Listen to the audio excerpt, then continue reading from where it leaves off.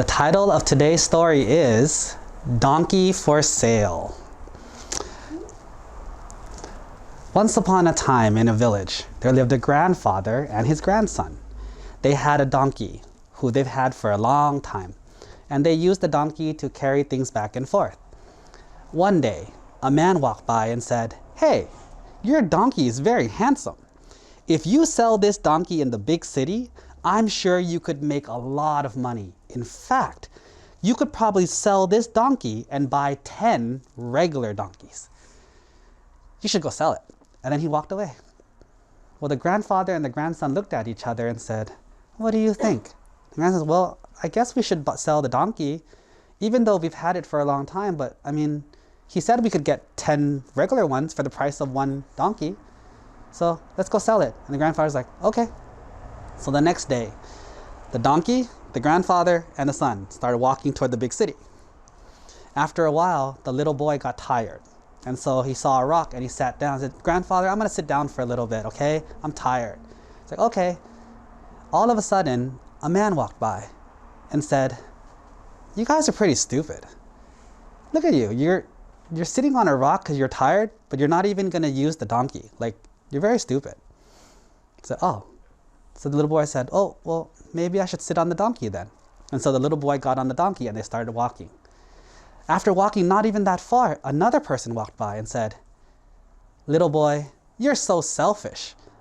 Look at this. You let the grandfather walk and you sit on the donkey? How selfish are you?" So the little boy felt bad and he got off the donkey. And he said, "Grandfather, you should sit on the donkey." Okay, so the grandfather got on the donkey and they started walking some more. And then another person saw them and said, "Hey, you old man, you're so selfish. Old people always take advantage of the young. See, you make the young walk and you sit on the donkey all comfortable. How selfish." After he left, the grandfather said, "Yeah, you know what? I don't want to be blamed." So he got off the donkey, right? And then the little boy's like, "Well, what are we going to do? I can't ride the donkey. You can't ride the donkey. If we walk, we're tired. Let's just go home." So they went home. Then the little boy went to talk to the wise person and said, "You know, we were walking and we got all this criticism. Everybody was criticizing us and we couldn't go to the city. What should we do?" After her lesson, he said, "Oh, you know what? Criticism is just what other people think.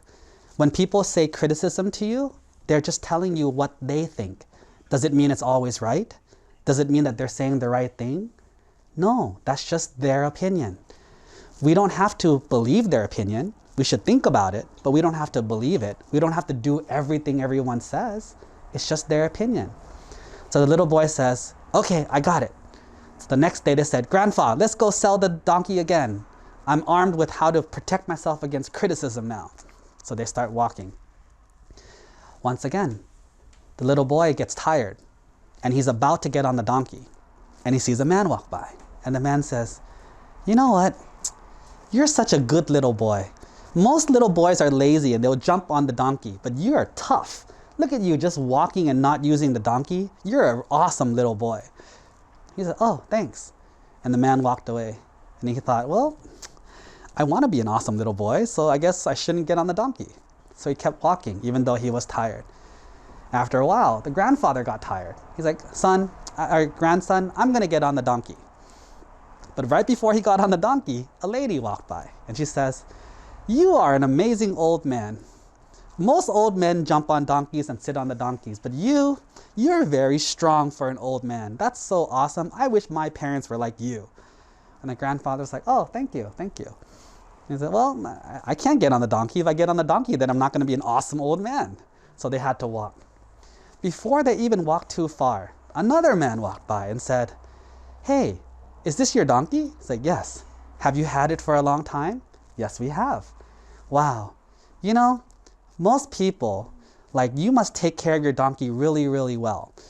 You must really love your donkey so much. I bet you, even if someone offered you 10 prices for it, you wouldn't even sell it, would you? That's how much of a good people you guys are." And they looked at him and said, "Oh, yeah, okay, thank you." And so they said, "Well, Grandpa, let's go home." It's like, "Why?" well, we want to be good people. If we sell the donkey, then we're not going to be good people. And so they take the donkey back home. And now they're sitting there like, you know what? What's going on with our lives? So the little boy went to go talk to the wise person again. At that moment, the wise lady was next to a big tree with all the fruit. But all the fruit was on the floor because last night the strong wind came and knocked all the fruit off the tree. And so the little boy says, wise woman, the first time we went, we got a lot of criticism and we ended up coming home. The second time, we didn't succeed either. And she says, well, why not? He said, well, there wasn't any criticism, but we got a lot of compliments and I didn't want to lose the compliments, so we ended up coming home.